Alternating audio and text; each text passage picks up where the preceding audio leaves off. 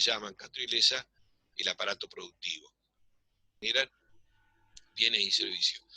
Ahí nosotros lo que podemos analizar es cómo representar la actividad económica en una economía capitalista, y podemos decir que de ese aparato productivo se generan en la totalidad de las empresas, si cada una genera una partecita de la riqueza social, o sea, el valor agregado individual, lo que nosotros habíamos visto en los mercados. Ahora vamos a ver que la suma de todas esas riquezas parciales, de todo ese valor agregado, da como resultado lo que se llama el valor agregado global de la economía, que es la suma del valor agregado de todas las empresas que la componen. Ahora, ese valor agregado global puede verse desde dos perspectivas. ¿Por qué? Porque las empresas generan esa riqueza, pero no cada empresa genera una riqueza que es material, ¿no es cierto? Un bien o un servicio final, pero no retribuye a quienes intervienen en la actividad de la empresa, en la generación de ese valor, no les paga con sus bienes. Vamos a suponer una empresa que genera bicicleta o que genera dulce leche. A los trabajadores le paga en bicicleta el salario, y el empresario no saca la ganancia en bicicleta o en dulce leche o en lo que sea, sino que se utiliza el dinero. Entonces, al utilizarse el dinero, se produce lo que se llama un desdoblamiento entre, por un lado, la remuneración a quienes participan en el proceso productivo, que se lo remunera en dinero. Entonces, como que del aparato productivo surge un flujo que es lo que se llama el flujo nominal, que es la remuneración tanto a los trabajadores como a los ingresos de los propietarios de los medios de producción. Pero a su vez, del aparato productivo surgen los bienes y servicios reales, es decir, alimentos, vestimenta, muebles, y eso genera lo que se llama el flujo real. Entonces acá hay un desdoblamiento. Del aparato productivo surgen como dos flujos. El flujo nominal, que es el flujo monetario también se llama, que es cómo se paga ese valor agregado en moneda a los que participan en la generación de ese valor, y cómo surge en bienes y servicios finales ese valor agregado, que es el flujo real o monetario. Ahora, en economía, ese flujo nominal, que es la remuneración a quienes intervienen en el proceso productivo, se denomina ingreso global. Y el flujo real, que es el conjunto de bienes y servicios finales que genera ese proceso productivo, se denomina producto. Entonces surgen dos flujos, producto e ingreso, que teóricamente el ingreso se va a gastar, va a conformar la demanda que va a llegar al mercado, y el producto va a constituir la oferta, es decir, que esos dos grandes flujos se van a encontrar en el mercado a través de la oferta y la demanda global. Yo creo que sería interesante que veamos el siguiente esquema para poder considerar más en detalle esta mirada global del sistema económico, del aparato productivo. Entonces acá lo que vamos a ver es cómo desde el aparato productivo, y volvemos al concepto inicial, el aparato productivo es la representación del conjunto de todas las empresas que intervienen o que están produciendo dentro de un determinado territorio. Ese aparato productivo, como yo le decía, podía ser el aparato productivo de una provincia o de un país, de la Argentina. Entonces ahí estarían todas las empresas que existen en Argentina, que generan, ¿qué cosa? Cada uno un pedacito de valor agregado, quiere decir que el conjunto del aparato productivo genera el valor agregado global. Ese valor agregado global es la riqueza nueva que al cabo de un periodo de tiempo van generando todas las empresas que están operando en un territorio. Normalmente el periodo de tiempo se puede tomar como un mes o un año, ¿cierto? Normalmente anual. Entonces el aparato productivo, conformado por el conjunto de las empresas que están dentro de un territorio, generan la totalidad del valor agregado global o la riqueza real generada. Y como yo les decía antes, ese aparato productivo, ese valor agregado global, se puede considerar desde dos perspectivas. ¿Por qué?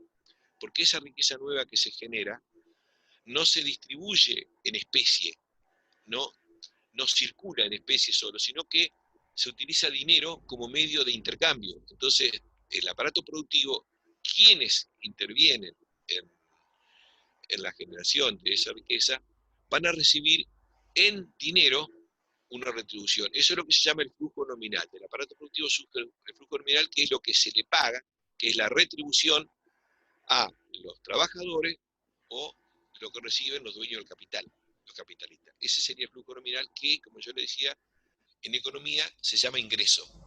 Ustedes seguramente pueden haber escuchado hablar de la distribución del ingreso. ¿Qué significa eso? Bueno, ¿cómo se distribuye esto que el conjunto de la actividad económica genera como el valor agregado global, pero desde el punto de vista monetario? ¿Cómo se distribuye entre quienes participan en la actividad económica? Pero del aparato productivo, decíamos, surge otro flujo, el flujo real. ¿Qué serían esos? Bueno, serían los bienes y servicios finales, sería la parte física, la parte real.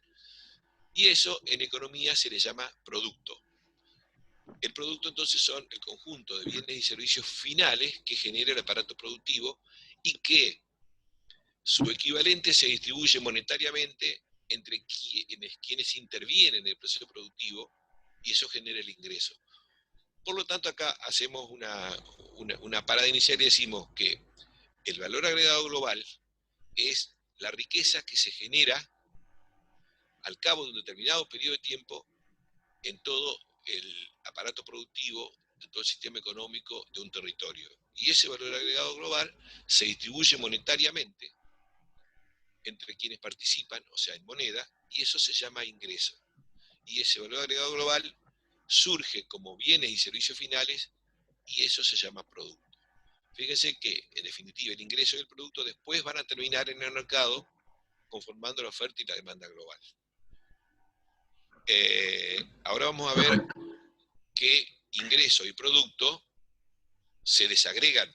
¿Por qué? Porque el ingreso que reciben todos los que intervienen en el sistema económico dentro del proceso productivo, o sea, los trabajadores, los capitalistas, dueños del capital, los dueños del dinero, dueños de los inmuebles, a veces está separado eso, este ingreso que reciben lo pueden gastar. Y a su vez el producto que se genera, que son los bienes y servicios finales, puede estar constituido por bienes finales de consumo, o sea que son para los individuos, para las familias, directamente para consumir, o pueden ser bienes finales que utilizan las empresas para el proceso productivo, son bienes de capital. Entonces, tanto los bienes de consumo como bienes de capital van a constituir, bueno, acá hay un error de concepto armado, donde dice demanda global tenía que decir oferta global, en el apuro de armar el esquema. No sé si ustedes ven, los bienes y servicios finales, bienes de consumo y bienes de capital, constituyen la oferta global. Exactamente. Eso se va a ofrecer, se va a vender en el mercado, porque ese es el fin último de la actividad económica. O sea, las empresas, ¿por qué generan bienes y servicios? ¿Por qué producen bienes de consumo? Para venderlos. Producen mercancía. Y los que reciben el ingreso, ¿qué hacen con ese ingreso? Y van a ir al mercado a demandar lo que necesiten. Ahora el ingreso de quienes reciben la remuneración, por ejemplo, trabajadores, empresarios, te van a destinar parte de su ingreso al consumo. Es decir, van a consumir porque tienen que vivir y pueden consumirlo de distintas maneras, ¿no es cierto? Bienes más indispensables, alimentos, bebidas, etcétera, etcétera, muebles, para la vida personal y particular. Entonces, el ingreso, si se canaliza al consumo, va directamente al mercado, pero normalmente hay una parte de la sociedad que no gasta todo en consumo, porque tiene ingresos que tienen un nivel que es muy superior a lo que necesitan consumir. Entonces, si no consumen una parte de ese ingreso, significa que la otra parte lo van a ahorrar. Lo que no se consuma, se ahorre. Entonces, ustedes fíjense que si hay un ahorro, va a haber una parte del ingreso que no va a constituir la demanda global. O sea que va a ser como se llama como una fuga, como una salida, como un escape del circuito. Porque el ahorro queda paralizado en el lugar donde disponga el que decide no consumirlo.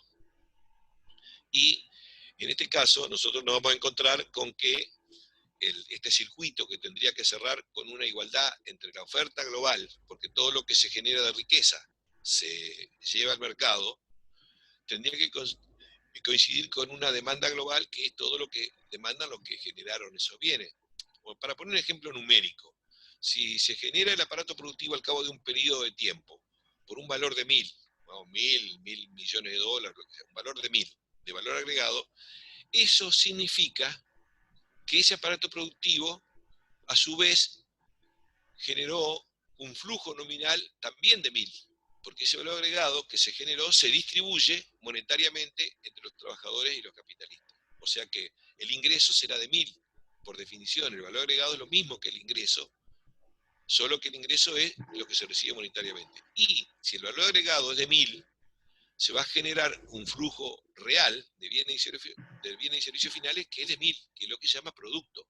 Por lo tanto, ingresos, producto y valor agregado son equivalentes monetariamente, aunque no son los mismos desde el punto de vista en su esencia. El ingreso es el valor agregado distribuido monetariamente y el producto es el valor agregado constituido por los bienes y servicios finales.